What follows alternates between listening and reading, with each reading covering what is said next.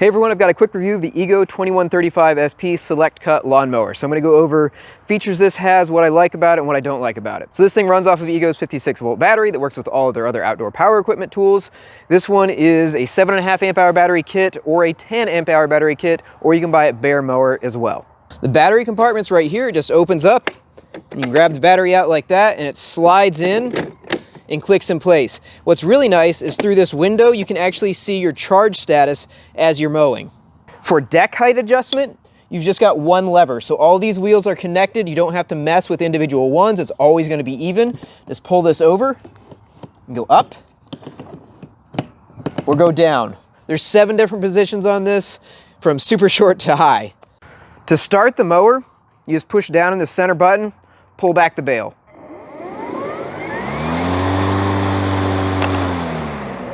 Noise is super great on this thing. It's basically like a loud box fan. It gets a little bit louder when you put the high lift bagging blade in it. I've got the mulching blade in it right now, and there's an efficient blade for longer run times on the battery life, which I don't really need, so I don't use it.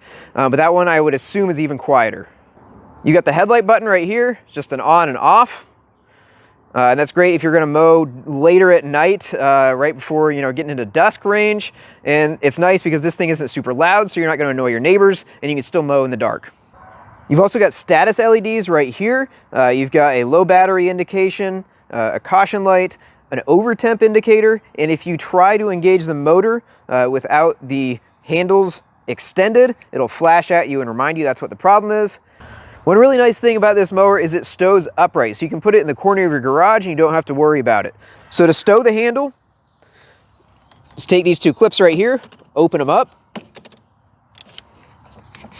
push the whole thing down, clamp it back up, pull this lever, flip the whole thing forward. There you go. It's really simple to stow and unstow. And to unstow it, you just do the opposite process.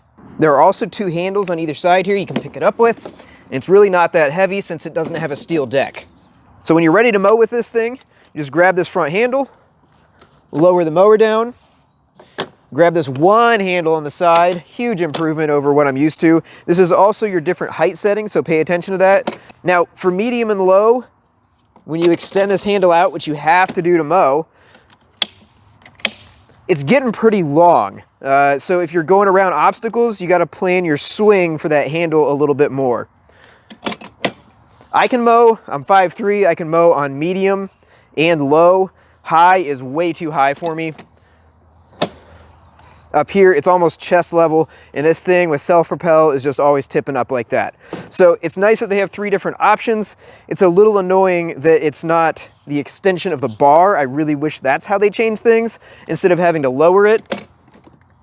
Because when you go all the way to this lower setting, it's a super long mower. Self-propel on this has a variable speed dial that you can change with your thumb while you're also just holding the bar, so it's in a good location to adjust on the fly. As far as the self-propel goes, you can push one or either of these, and the whole thing will go forward. It does have a little bit of a lag to it though, so if you're starting and stopping a whole bunch, you might be waiting on this just a little bit. When you have a manual clutch on a gas one, that wheel just starts turning whenever you pull that in. So that's an immediate thing. With this one, there's a little bit of a delay. The speed control is really easy to turn right here. That's minimum, that's maximum. So if you just got your hand right here and your thumb, you can reach that really easily. It slows down to a pretty slow crawl if you're going around obstacles, and then it speeds up to a pretty brisk walking pace. I do wish it went a little bit faster though for long straight stretches of yard. Self-propel on this has plenty of torque. It's got an independent brushless motor for the back 2 wheels, and if you hit these go buttons and you're not walking with it, it'll pop a wheelie. It's got enough torque that it tries to pull away from you. One adjustment that's really kind of on me though is I'm used to a front wheel drive Toro, which was really nice because when you do a turn, you just pick it up, you can keep it spinning, and then plop it back down and it pulls itself along again. With this one, I was finding I was fighting it a little bit because it's rear wheel drive. It takes a little bit of getting used to, but if you can hold the bar like this and kind of ease off pressure when you go around a turn and then re-engage, it works pretty well. I'm still getting used to the rear wheel drive, but it's growing on me. So the blades that come with this, you've got the standard top blade, and then you've got a mulching blade, a bagging blade, and a high efficiency blade. So the mulching blade comes installed. I've put the bagging one on and used that. It does a great job picking up leaves and grass clippings. So there's a lot of suction created by this one, and you can see it's got a lot more surface area shaped like an airfoil over this one that the mulching one has. So great performance with this. I'm pretty happy with the cut. I do find the occasional missed blade of grass with these, but I think it's about on par with what my old Toro lawnmower was, and they make great mowers. Now, you will need a torque wrench to change this out, as well as a basic socket set. So there are different torque specifications for the blade bolt and then these indexing bolts as well. You always leave the main blade and top, and it cuts with a dual blade configuration, which Ego is saying is more efficient and gives you a better cut. So to switch between mulching and side discharge, just lift the back piece, pull out the mulching plug, and put in the side discharge chute. It's got a little lip that sits in this catch right here and pushes up against there, and then it's got this top piece that this flap closes over and holds it in place. It seems like a little bit of an afterthought. You've got a wider discharge chute going to a narrower spot, and it's right behind the wheel. I don't really use it that much because I don't let my grass get tall enough that I need to use this. I can always just mulch, and the mower doesn't have any problems with power. So if you let your grass get really tall, you might need to use this, and it seems like a poor design to me, though. I think it might clog up on big, tall grass, but I haven't tested it. I've only done short grass with it, as you can see.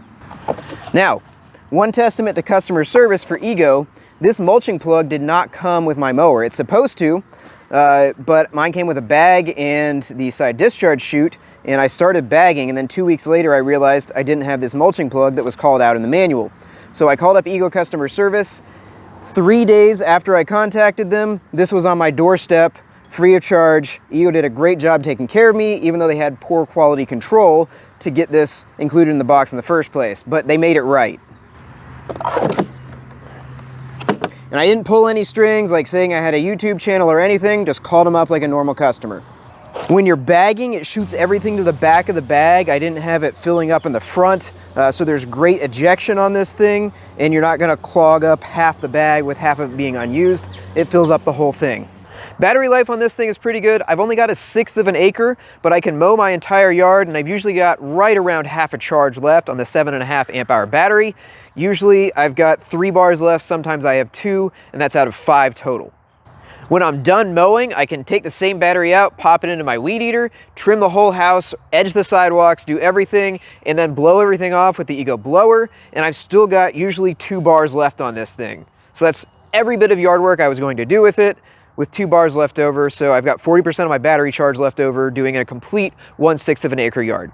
Charge time on this thing is super fast too. The fast charger that it comes with will do this thing in under an hour. Power-wise, I think this thing does great. I let my yard grow for 2 weeks recently here in the spring, so there was a lot of growth, and it didn't even hiccup at it. It just pushed right on through it, and I didn't notice bogging it down at all.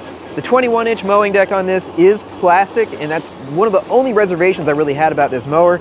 It seems like it's a really sturdy design though, so we'll see how long this lasts. It's got a 5-year warranty for the tool itself and a 3-year for the battery if you're using it in a residential setting. Price point on this is $650 for the 7.5 amp hour battery kit. I got mine for $600 on sale. I think that price is kind of pushing it for the value you can get out of this. You will have some savings in the long run from not using gas, but really, if you're doing it not in a non-commercial setting, you're not really spending that much on gas. So what you're gaining in this is it starts every time without having a hassle, and it's a lot quieter and more convenient. So hopefully this review was helpful. Let me know if you have any questions in the comments section below. And once again, don't forget to subscribe.